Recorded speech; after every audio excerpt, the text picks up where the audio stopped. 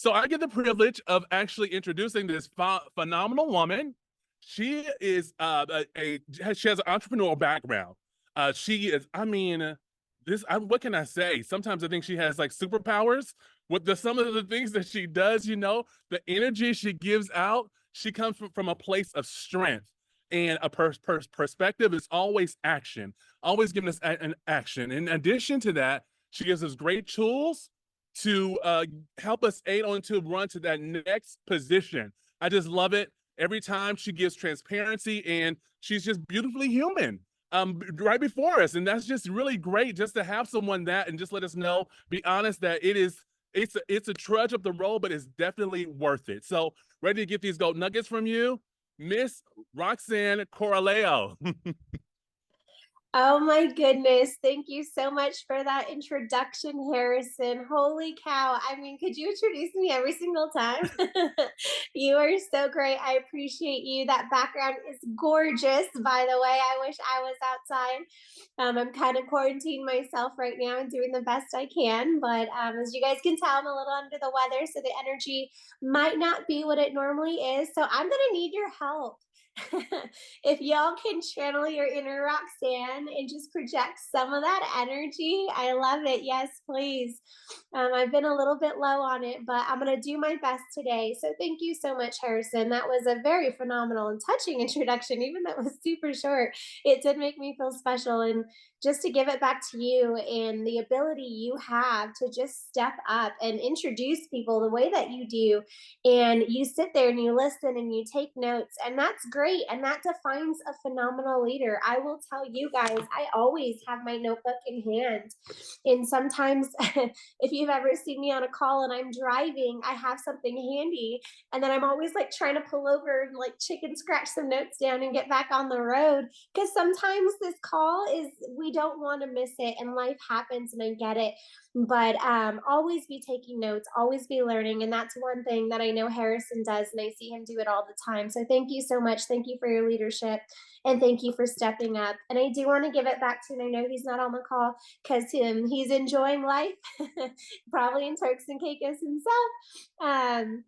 Mr. Thomas, for putting this together for us. So even though leadership is where they are and they're where they are for a reason and enjoying it, we are striving to get there. So we definitely, I want to give it back to him for giving me those aspirations. I had a goal this year before this whole move, before Lubbock. I told myself I will be in Turks and Caicos. I will be in Turks and Caicos. I will be in Turks and Caicos. And I didn't make it, but that's okay. Just like Harrison said, we're going to be at the next one. And if you guys don't know, then you guys aren't trying. The next one's going to be at Xcaret, Mexico. I know when these trips are a year in advance, the moment that they post them, because that is my goal. Is that your goal? Do you know where it is? Do you know what it takes to get there? Do you know what requirements you have to meet to get there? And that's not really my topic for the day. It kind of goes into what I wanted to talk about.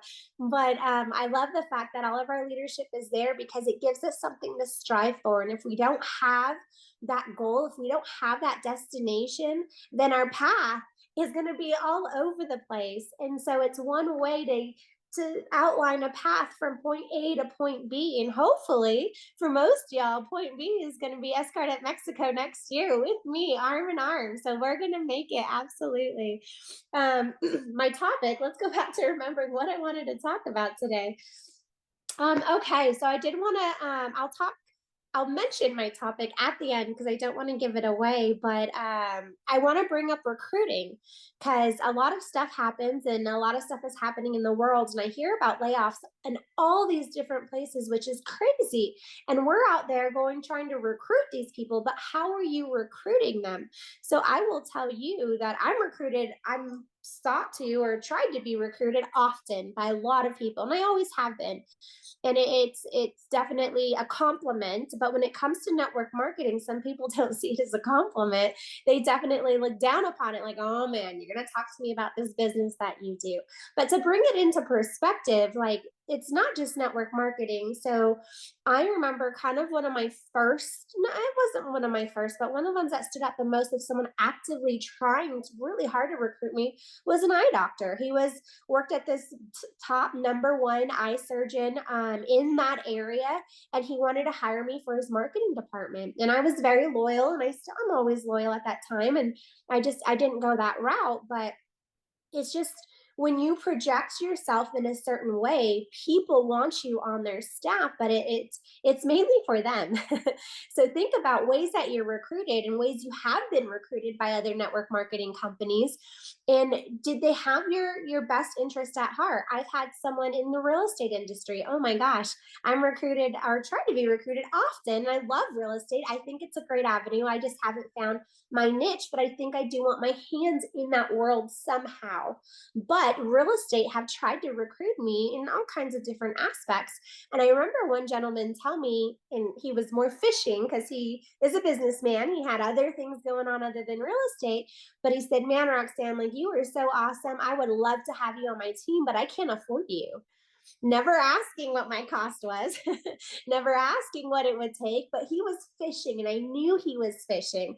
And I just laughed and walked it off because he never asked. But that was him asking, trying to see, hey, I want her part of my real estate team. Whatever he was trying to do, get me to be his assistant or handle things, I don't know because I never asked. But then fast forward to where the most recent here in Lubbock, so I'm at a PBR. So I'm presenting at a PBR for my team. And I see some of my team on this call who may or may not have been at this PBR, which was, it was so funny that I'm presenting and I'm trying to close a prospective prospect. And if you guys aren't familiar, look up three-phase close and learn it, because this is something I always do and I have always done with everybody. And it's just the process of how we close to people and try to find kind of what their main objections are if we can't close them right away.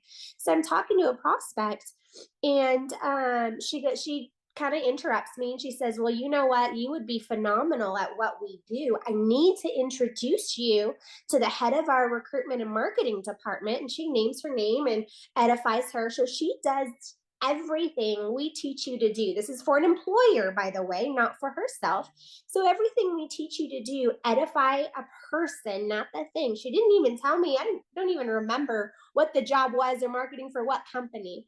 She just complimented me, which was great, edified someone else and tried to get me in front of someone else.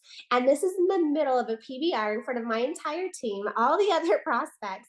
And I just finished presenting and I look at her and I say, "I really thank you for that. I appreciate the compliment, but I will let you know I am not hireable." And that's the fact of it all. I will pick up contracts and do what I need to do, but I'm 100% independent and I will never work for someone else again. And that's just me personally. So I was honest and she laughed it off and she said, "Okay, I get it." And so then I followed up with my three-phase close. I said, "Are you interested in starting?" I didn't let that slow my roll. It was just part of the process. And she just said, "Yeah, I'll get back to you. I'll think about it," whatever it was. And we never heard from her again. But that's just what happens when you continue going. So when we're talking about recruiting, I've given you examples on how it's happened to me in different instances outside of network marketing. But as we're recruiting for network marketing, how are you recruiting? So many times people have tried to recruit me and tell me how good I would do at their job or for their business. And they always tell me it's, "Hey, you would be good at this." And I hear network marketers say it all the time. "Oh my gosh, you should see this company. You would be so good at this." And for me, I feel like if we were like trying to go out on a date and you were trying to pick me up, that's like the worst pickup line ever. And that's just me personally. Like if you're trying to recruit me, that is the worst recruitment line ever. Because of course I would be good. Why? Not to be conceited, because I'm good at everything I do. And it's because of a quality that I hold. There's something in me that doesn't allow me to fail. I remember one of my first jobs right out of college. I am a little bit of a nerd, y'all. I was a biologist for a while and I worked for Fish and Wildlife. And starting this new job, I want to put my best foot forward. And I had other biologists come up to me and say, "Roxann, slow your roll. Like, you're making us look bad. Like, don't go out there. Don't work so hard. Like, this is a government job." And right at that moment, I knew this wasn't for me. If I can't excel to my full potential, if I'm going to make other people feel a certain way, just being me and trying to excel at my full potential, then this isn't for me. What am I doing here? Excuse me. So for me, for someone to tell me you would be good at this really is a turnoff because I'm like, well, yeah, I'm good at everything I put my mind to, and I choose to do that. So if you guys are trying to find hustlers, or you guys are out there trying to find go-getters, trying to find people who are self-motivated, hardworking, you are not going to do that by telling them that this is good for them. So that's kind of one point I wanted to throw out there is, how are you recruiting these people? Are you recruiting them because you know they would be amazing on your team? Are you recruiting them because you know that this vehicle, this avenue could give them more time freedom with their family? Where's your heart at? And I talk about this all the time, is being genuine when you talk to people, because people can see fake people. And of course, yeah, we want to grow our team and we want to find the best people. But as we're going out there looking for the best people, also know that this is the best for them. If you don't think it's the best for them, don't recruit. And I had this conversation, and a lot of the leaders have this conversation, is why we like doing this. It's because we get to choose who we work for. There are some people I will not introduce ACN to. They are great, they're hustlers, but I'm like, man, I don't want them on my team. I don't want them corrupting. I don't want them, that poison in my team, just because that personality that they may have or something about them. I'm like, I just personally can't work with them. And this is what we have to do when we're talking to other people, is knowing that this is a good fit for them. And for me, it's a good fit for most people that want to put their best foot forward. Some people don't. Some people are used to that 9 to 5. Some people are used to that boss. Some people do great in ACN when they have someone telling them what to do. And that's okay too. But as long as they have guidance. So as we're trying to talk to these people, like for me, for instance, I told you that I can be good at anything that I put my mind to it. And I hope that the chat is open. I don't know, Harrison, if you can do that, or Jabri, or if it's open. It is open. Okay, great. A hot dog stand. So let's just say I want to go and open up a hot dog stand. What do you think the most important thing is if someone wanted to do that? Put your business hats on, and what do you think someone needs to do to open up a hot dog stand? Let me see if I can open this. Chat's open, y'all. Let's go. Don't make me talk to myself. As you can see, my voice can't handle it. What are some things you need? Have hot dogs. Absolutely. Yes, Melissa, you gotta have hot dogs. But because you have hot dogs, does that mean your hot dog stand will be successful? Not necessarily, right? No, exactly. Have a good location. Absolutely. Location, location, location. That's super important. Make a decision to start, have a plan, write it down. All good things. Yes, Jackie Black. Awesome. I love it. See the need of the community. Yes, Melissa. Now we're thinking. She's thinking of more options. So all these are great things. Have a plan. But if we have a plan, can we fail? Absolutely. If we initiate the plan, can we fail? Absolutely. If we have hot dogs, if we have a great location, all of these things are super important. But the number one thing we need, and Trish hit on this, is you got to have customers. But it's not only you have to have customers, you got to have hungry customers. That's the truth of it, right? It doesn't matter if your hot dogs suck. If someone is hungry, they are going to eat your hot dog. It doesn't matter if you only have 10 left. If people are hungry, they're going to be throwing money at you. It doesn't matter about your location. It really doesn't matter. Mustard and onions. I don't know. I wouldn't get a hot dog for just mustard and onions. But it's all, even the location. You could be miles away and someone will drive to you if they're hungry. So that's the most important thing, is looking for hungry people. So what makes me different than some people that were to open up a hot dog stand is because I don't really care about all that stuff. Yes, I want to provide the best product to my customers. Absolutely. But I want to find the hungry customers, because those are the ones that need it the most. So when we're out there recruiting, are we recruiting for those people that need it? Those broke people, they're broke for a reason most of the time. We never know what happens. Sometimes it goes ups and downs, but Are we looking for people that we think could use some more time freedom? Yeah, that's our objective. That's our thought about them. But is that their objective? Some people like working all the time. We know people, I know people like that all the time that are constantly working and don't know what to do with themselves when they're not. So the number one objective, let me get back to y'all here out of that chat, is to find hungry people. That is the point of a successful hot dog stand. That is the point of every single business that we do. That is the point of network marketing. And that is why we go through so many people. You're making me hungry. Sorry, Ella. But that is the objective of network marketing. And that's why we go through so many people, because we don't know who's hungry. There's not a sign on someone's head that says, I'm hungry. We can't see their belly and says it's empty, or their heart that says they're looking for something more. So we go through the numbers, and we have to find those people that need it, that want it. Trish, I know, is hungry. She's someone on my team, and I see her right front and center, and she says, I've done network marketing before. Sure, I'll try it. And then she tries ACN, and she goes, oh my gosh, this is amazing. She didn't say that first, but when she came and saw all this stuff, because she's hungry, she has this hunger in her heart, and no matter what it is, she will get to that point where she says enough is enough. But on top of being hungry, finding hungry customers, you have to be hungry yourself. How do you find hungry people is knowing where to find hungry people. I mean, after, I don't know what it is, after like a concert or something, people are hungry. So you find food trucks outside of a concert because they're like, man, it was so expensive, I couldn't get through lines. So you know that because you've been to a concert, you were super hungry after, you started a food truck and you opened one up outside of a concert because you have been there. So how do you find hungry people? You need to be hungry yourself. And if you're not, you're complacent, that's okay too.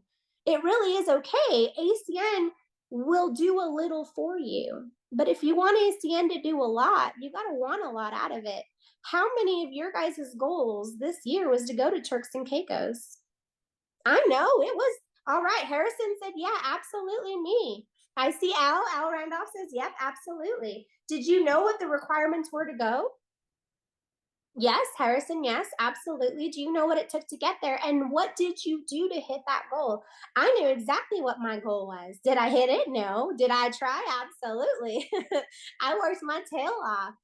And so, what are you doing to hit those goals? Yeah, it's a thought in your mind. I'd love to be there. I'd love to be an ex-cardette, but what are you doing to make that happen? So, a couple examples. Let me keep an eye on the time of me, just personally. Like Harrison had mentioned when he opened the call, I'm transparent. I'll tell you guys everything that's happened in my business. It goes up, it goes down. That's just life.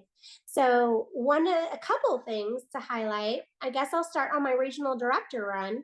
My regional director run, there was an LCC conference, and I wanted to be there, and I had to be regional director. I knew my endpoint. I knew my destination. What did I need to get there? It was well over 100 points. I don't remember what exactly it was, but I was 100 points away from hitting LCC in a deadline of like 30 days. When I found out about this conference, and for those of you who don't know, it's an ACN-led leadership conference, and I then took training seriously. I made my list, which I never did before. I got on the phone and I made call after call after call asking for the favor. Favor, help, try, which I never did before. Why? Because I was prideful. I don't need to ask for a favor. I'm the one that gives favors. Of course, a lot of us are in that boat. But I said, you know what? I need to hit this conference, put my pride aside. Let's listen to training. If it doesn't work, it's not my fault. I will blame Dean Trolley. I will blame Tony Kupis. I will blame everybody who told me to do this. It doesn't work. So I sat down for a day and made call after call after call after call after call. I kept it short. I stuck with identity theft protection at the time, which was only 2 points. It was a brand new service. There wasn't any of the 6 or 8 points. So I had a lot that I had to do. And yes, I could have tried to motivate my team. Yes, I could have tried to work with them, but the team wasn't producing at the time. And for me, I was like, you know what? If I want this, I got to get it for myself. And so as I started doing this and points started coming in, the team started seeing that. So the team started getting to work, not because I pushed them, not because I motivated them, not because I did anything other than work. I got to the point and I worked, so the team followed. And so I got all these points in, and I knew how many customers I had. I had a great list. Yes, they signed up. They got they did their, what is it, verification, and I had check marks with everybody calling back. Please do it. Please do it. Well, at that time, it was a new service. Points weren't showing up right away. And I'm like trying to put in cases and saying, hey, I got this customer. Can the point show up? I got this customer. Can the point show up? The deadline hits, and I'm still shy on record. On the reports, it still says I'm shy, but on my paper, it says, girl, you made it. You're 20 points over. Like, I hit it, but I hit it over because I knew if whatever, if anybody canceled, if all this stuff. So my goal wasn't here. My goal was ahead of it. And so I'm like heartbroken, and I'm like, man, this is so bittersweet. So we're celebrating my regional director promotion, and I'm like, but I didn't make LCC. This was my goal. So this amazing story that we've had here in Lubbock in these last few months and everything that's been going is awesome. But again, it's also bittersweet because I'm not sitting on the beach in Turks and Caicos. But this is where I was. And then I want to say it was like 3 days prior to LCC. I have a phenomenal regional vice president, Mr. Trolley, calls corporate, calls Greg Provenzano, calls Tony Kupas, and be like, hey, she did it. It's not her fault that the system didn't catch up. Like, she had all the points there. And so a couple days, I got that email that said, ooh, you're welcome to LCC, you're invited. And I'm like, oh my gosh, okay. At this point, the plane tickets are ridiculous. How am I going to get there? I got to drive. I'm packing. I plan on driving overnight. I show up to LCC late, but y'all, guess what? I freaking made it. Why? Because I was hungry. That's what matters, is how hungry you are. And sometimes you fall short, but y'all, it's still a win no matter what. It's still a win even if you fall short, because you learn and you grow and you do it again and you do it again and you do it again. Another time was when I met Tony Kupas face to face at his house in California. There was an event just after COVID, one of the very first events, live events in California. And I found out about it in Texas. And I said, you know what, I'm going. There was a competition that says, hey, if you hit this production, you will be at his house. We will have all the leaders there. We're just going to have a party. We're going to eat. We're going to hang out. It's not going to be a business thing. And I call Mr. Trolley and I said, I'm going to be there. And he goes, are you serious? And I said, absolutely. He goes, awesome. How many people you bringing? I'm like, I don't know. I'm in Texas. But I made it, no guests. But the funny part is, I hit that goal to be invited to his house. But out of everybody in California that this was open to, the girl out of Texas was the only person that hit that goal that they set. Why? Because I was hungry. I said, it doesn't matter what it takes. I'm sitting at that table. And if I can't sit at that table, I'm waiting on it. Like, it doesn't matter what I have to do. I have to get there. And that gets us to now in Lubbock, y'all. We had this opportunity. And to be the only person to move here blows my mind. For me, it wasn't an option. So these are my examples, but not to gloat about things I've done, just to tell you where my heart is. And so when you're thinking about where I am now, and even now, man, y'all, I'm sick. I'd rather be in bed, to be honest, but I love y'all and I'm here and I'm hungry. And I have people that are calling me and saying, like, let's work, or I have this, like, let's do this meeting. And I want to say, yes, I will be there.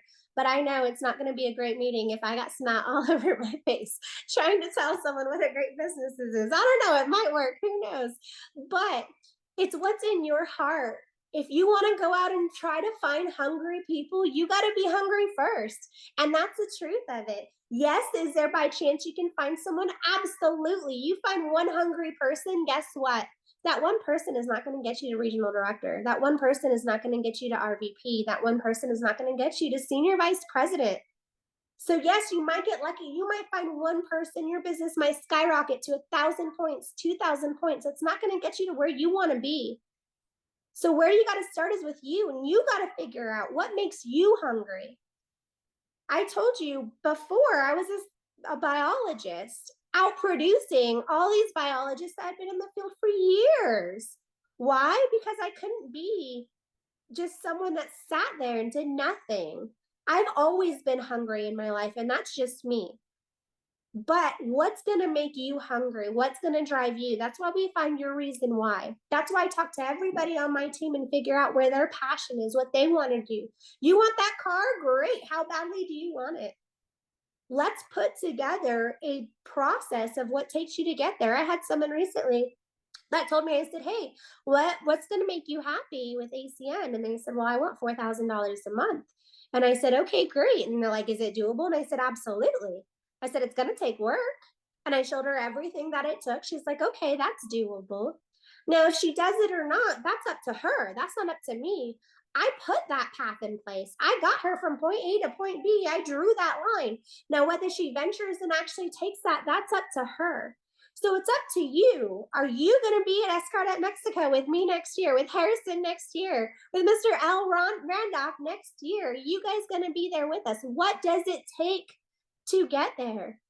You're going to have to work harder than you're working today. And I'm going to tell you 100%, I'm going to have to work harder.